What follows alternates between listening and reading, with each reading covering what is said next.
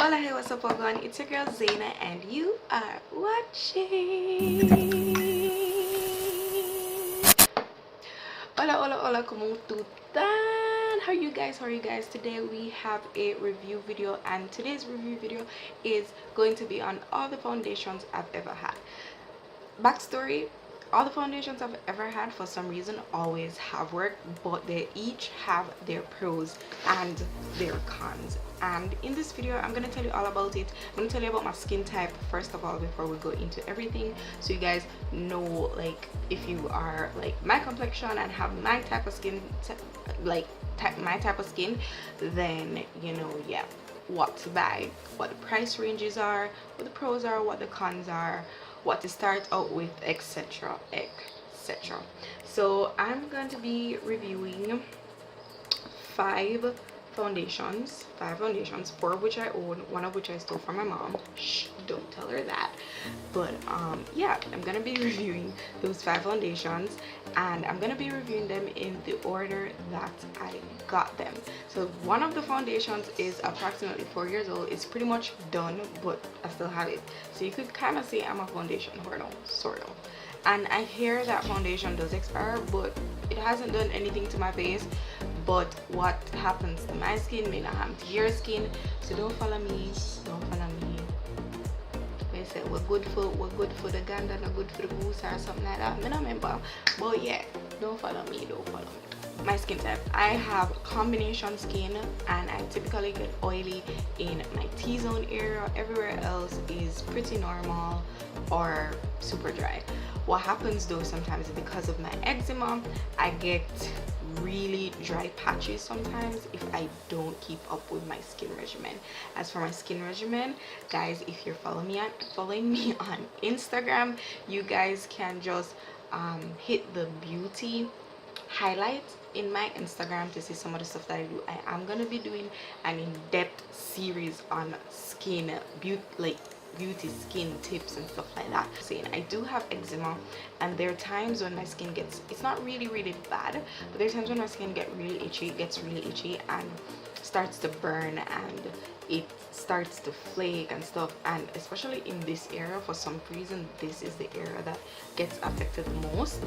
Yes, if it reaches that stage, you know, it starts to get black and stuff, and then I have hyperpigmentation, all kind of craziness, and yeah, it's crazy.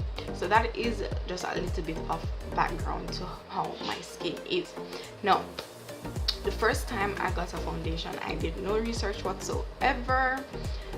My aunt just took me to MAC and they color tested me, and I got the MAC Studio Fix Fluid in NW44, which is this.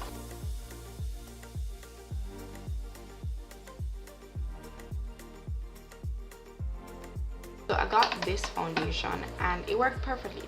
So as for pros, it was my color. So if you're my complexion, if you've ever seen me in real life, because I realized that in videos and in pictures you get different complexions. So if you think you're my complexion, NW44 is your color. But the pros for this is that it was my color. One, it's full coverage.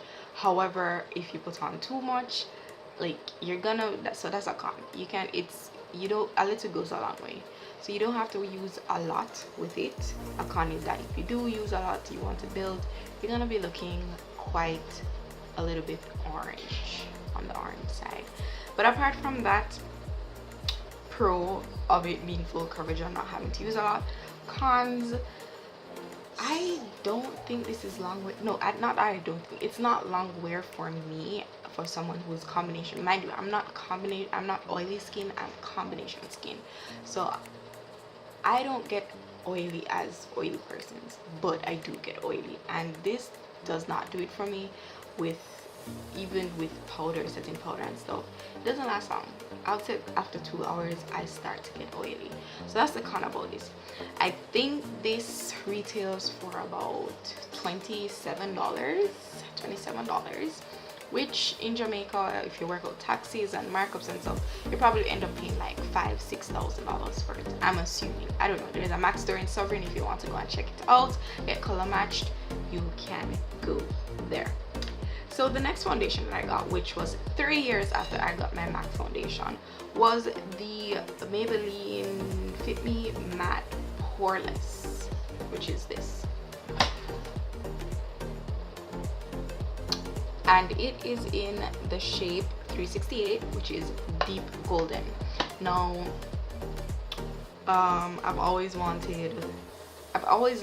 a matte or almost dewy look. I don't really like dewy, but like this is perfectly fine for me. It's not too matte and it's not too dewy. I will tell you which foundation this is when I'm done, but this I do love. However, alright, before we go to the cons, pros, it's full coverage. I can build it and it doesn't look orange compared to this has like a little reddish undertone to it. Yeah, but this is like perfection. Fit Me, as it says, and it is matte and everything. It does last way longer than this. I can probably go up to 5-6 hours without touching up with this. Cons, however, is that I still have to touch up. I mean, I guess no foundation is perfect, but I would love a foundation, and I think I found it, that I really do not have to do any touch up. Even if I get like dewy, like dewy in the sense that, you know, I have a natural glow instead of looking like chicken foot oil. Yeah, so this is good for starting out. The MAC one I would not say is a good one for starting out. This I think is a good drugstore brand for starting out. Yeah, and did I say, yeah, did say the con. Also, this does transfer, as does the other one that I'm going to be showing you next. If you hear anything, that's my neighbor. He's working on something, so hopefully you guys can still hear me. Can you guys still hear me? But yeah, as I said, this does transfer a little bit, so if you're wearing white, be careful. So those are the two cons. I wish it would last longer without me having to touch up, and two, yeah, it does transfer. This retails for about $12 or $12.99, I think. So I don't remember. I honestly don't remember. I don't know if this is the one that retails for 12 or this one. I think is cheaper than the other, but yeah, it's around in the $7 to $12 range, which when you work it out in Jamaica with markups and everything, you're paying like $2,500, $3,000 or so for it. I think you can get this from Boutique Intuition, Mirror JA. Yeah, I think those are the stores that have it. I'd probably say go to Mirror JA because they know their stuff and they have all other kinds of foundations. So the next one is the Maybelline New York. It says up to 24-hour foundation, Super Stay. So this is full coverage, just like the other one, but this I think is way better. A little less goes a long way, right? So pros is that I can use less. It doesn't feel like it's weighing down my skin. The Fit Me you can kind of feel it. This, when compared to the last two, you can kind of feel it, but it's still lightweight, which I like. So if you want to go ahead and skip the Fit Me and start out with Super Stay, I would suggest that. If you're 368 in the Super Stay, you're 360 in, not in the Super Stay. If you're 368 in the Fit Me, you're 368 in 360 in the Super Stay. I'll put all of that somewhere here. But yes, the Pro, I don't have to use a lot. It does, I know for sure it can last up to 8-10 hours before I have to touch up. It says 24 hours. I've never pushed it to 24 hours. Don't think I will. I don't have the patience for that. Cons, it transfers a little bit, just a little bit. It's not that bad. And as I said, I'm not 100% sure. I'm gonna put the prices somewhere down here or so, but it retails between $7 to $12. I really don't remember, which, as I said, is about $2,500 to $3,000 Jamaican. You can get this at Mirror Jamaica for sure. I'm not sure about Boutique Intuition, but definitely Mirror Jamaica. So the next foundation that I got, which I got from my cousin, and I wanted it last summer, but I got it this year. You know, you never get things before you really need it, you understand? But it is the Fenty Beauty Pro Filter. Fenty Beauty Pro Filter, right? And this is in the shade 440. 40. Now I was a bit iffy because I thought this was way lighter than me, but it works guys. So now for the pros of this. The pros is that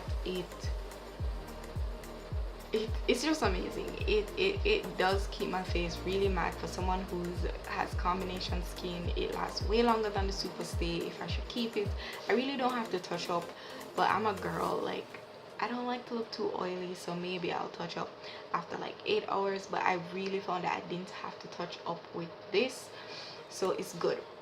The con is that it dries really fast, so if you're not work fast, it's harder to blend. So that's really a con with it. It dries super fast. Is there another con? I don't think there's really another con to this, but this is really cool if you have a little bit extra dollars. I got it as a gift, but if you have a little bit extra dollars, it's not that expensive guys. If you have a little bit extra dollars, because this is a drugstore brand, this is not. So if you have a little bit extra dollars, you know, go ahead, skip it. You know, you have combination skin, you just want to get right to the chase, this is it to get. Now the last one I'm going to show you is actually my mom's foundation. She just got it and I decided to try it out, and guess what, I liked it. Backstory for this foundation: so the first time I used it, I completely forgot to set my face with powder and I was amazed. I thought I was going to be super oily and so I actually wasn't. I came home, my face was still amazing. Even with this, I didn't really put any powder on my face. This look, by the way, will be up or should be up if it's not up, but yes, I just used my powder brush. I didn't dip it in any powder and just used it around my face, honestly, and it was amazing.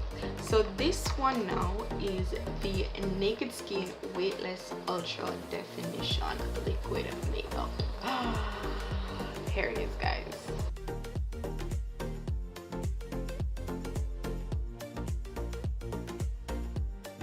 But yeah, this is from Urban Decay and it is in shade 12.